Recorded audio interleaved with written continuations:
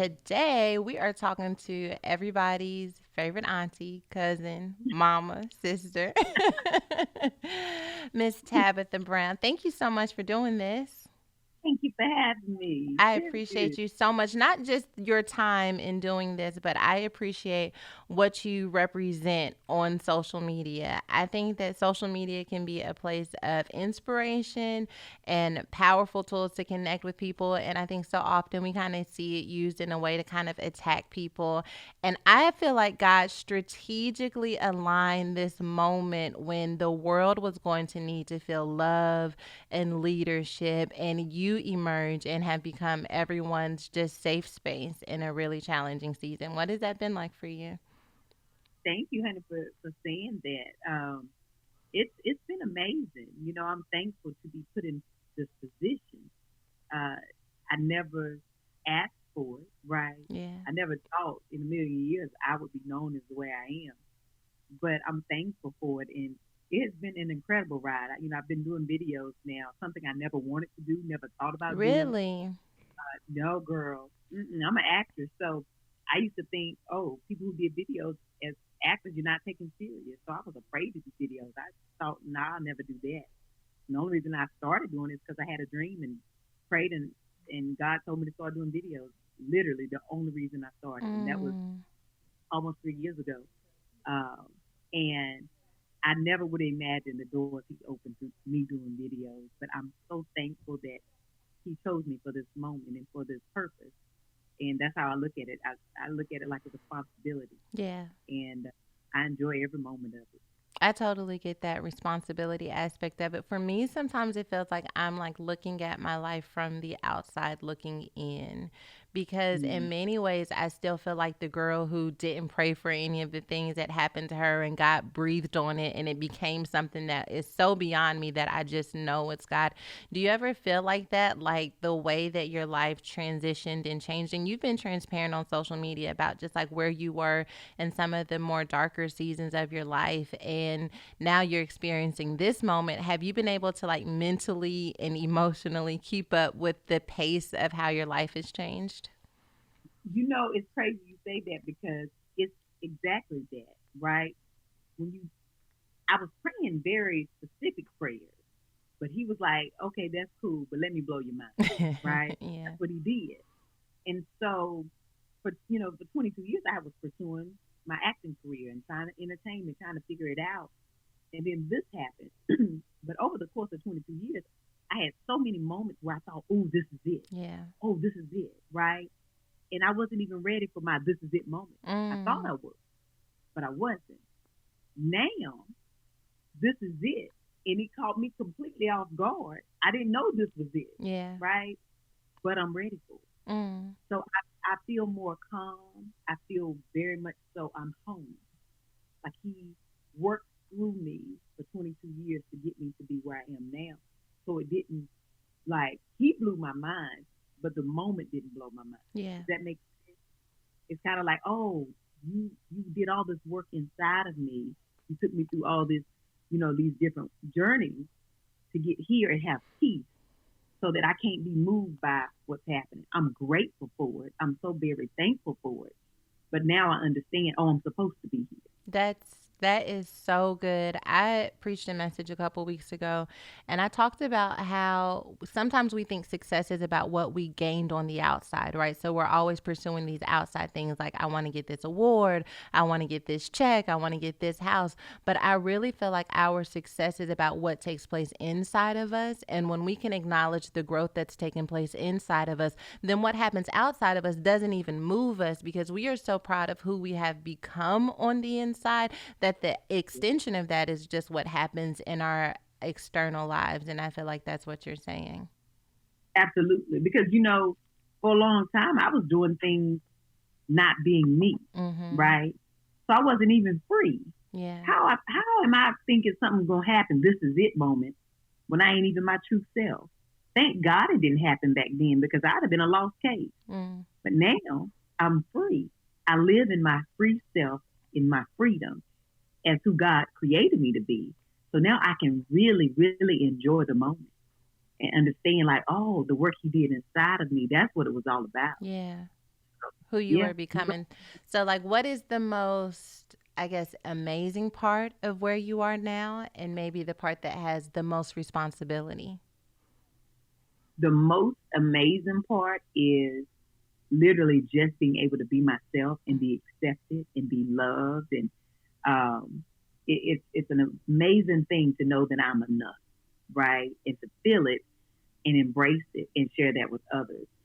And it's I can't even tell you the feeling that comes over me every day to just be able to be myself and not have to put on a costume. Yeah. And that's a invisible costume that nobody else can see, but I know that it's a costume, right? But being able to just be me is the best part about all of this.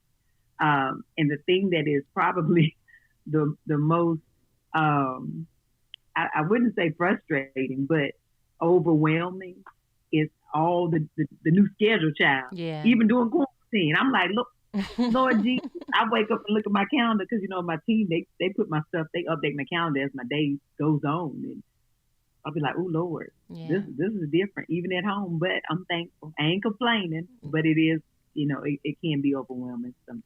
For sure. I totally feel that. I was telling someone, I think I'm more busy now that we are on quarantine than I was before because I think everyone thinks like I'm at home so I can do this. And then all of those things start piling up, and then home is work, and all of that becomes so confusing.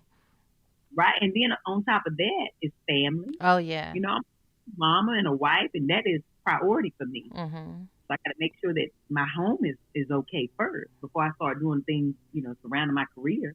So it's a whole lot. I then became a homeschool teacher and didn't even never was nobody Listen. homeschool school. Okay, now how where I done became a teacher, Jesus. We pray for my son that we hope he be successful. He'll be all Okay, and right. He'll be all right. He needs to know if you know how to make these videos, you'll be all right. You need to watch what mama's doing. Mama can show you how to come on in the kitchen and do a video and go cook some stuff, and we'll learn a little bit about that math and stuff too. But let me show you things too. But yeah, girl. That's interesting. You talk about your family. We have 6 kids. We're a blended family. We have 6 kids, and I'm married.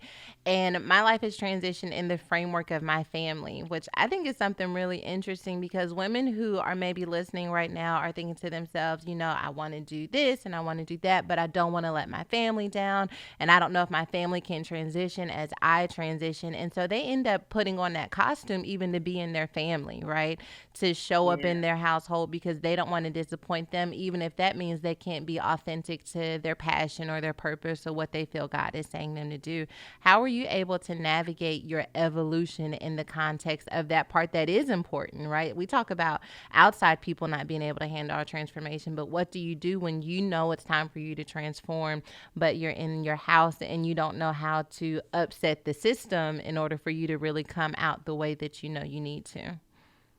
well, the thing about that is, for a long time, I would put my kids and my husband first, Yeah. right? And that was not the right thing to do. I had to get to the understanding that I got to be first, right? Because I cannot show up and be the best version of me as a wife, the best version of me as a mom, or as a woman if I don't take care of me first. Yeah. So I have to do everything I need to do full. I got to make sure that I'm full first, mentally, physically. I got to feel good so that I can know how to show up. And so now I put me first, make sure that I'm grounded in myself and I know I'm all right. Then I show up and be the best wife and be the best mom. And also understanding that that's not selfish. That's Hmm. self care. Making sure because our kids can tell when mom ain't right. For sure. My husband know when I ain't all the way there. So instead of giving them a limited me, I want to give them all of me. But I got to give me all of me first. Then I can figure it out better. Then I can show up for them and say, okay, now I know how to maneuver because I'm full. And then by the end of the day, I made sure everybody was good and did my stuff with, for my career, and I'm satisfied that way. So that way I don't lose myself in the process. Don't you feel like self care is kind of evasive sometimes because what self care in one season isn't necessarily self care in the next season? right about that. Listen, like when I was a single mom, like self care for me was like when I closed my bedroom doors. The kids were down and I was in the house in my room by myself, and that was self care. Now I'm married, and so self care. I have to be even more intentional about having those moments. What does self care look like for you? Absolutely. Well, honey, that closing the door sound real good. Goodbye. I'm finished. Bye bye now. I'm gone. I'm gone. But I love walking. I love like going on a walk. Sometimes I just have to go and be quiet, right? Quiet time. And sometimes I walk the dog. Sometimes I go by myself and just walk with no interruption. Yeah. Just me and God. That's my alone time. I talk to Him. I love my meditation time. And you know what? Shower time for me is self care, honey. I'll do Yes. honey. Uh, Anytime you may need to release, whether it's happy tears or you're frustrated or you're stressed, in that shower, and I put my little steamers in and have my look, turn them lights off, burn them candles. Okay, a I ain't got no. thing. I'll be in the shower, honey, and just let it all just be, and put on a nice little, some little music that makes me calm, and have my good old moment. But like you said, it's different types of self care for different moments in your life, right? Sometimes self care for me is cooking my favorite meal, Yeah. like comfort food. And I'll do that and know that, it's my business and I just want this because I want it. And I feel good about it and sit down and enjoy it. So there's all different types of way of self care, like you said. And it just has to be a matter of what fits for your heart, what makes your heart feel good so that you can breathe easy and have your good moment of clarity because that's so important. I love that you brought up cooking because this is your thing. This is your lane. This is your lane. Let's talk about this Good. cooking. So, a vegan influencer. Okay. Yeah. Have you always been like, okay, let's food is a love language of mine. So I want to go on this journey with you. Have you always been like a vegan influencer? Were you like burning down kitchens when it was actual meat and stuff, and then you found a way to do it vegan style too? Because listen, right now I am still on that meat life. God has not called me into the vegan world. You make them videos, and I'm like, God, is that you? Let me know if you're calling me into this season. And I tried some of the recipes, and they are delicious. But like, how did we make this full transition? And what do you have to say to those of us who have not crossed over yet? Well, first and foremost, those who have not crossed over, that's your business. That's your Okay. business. Okay.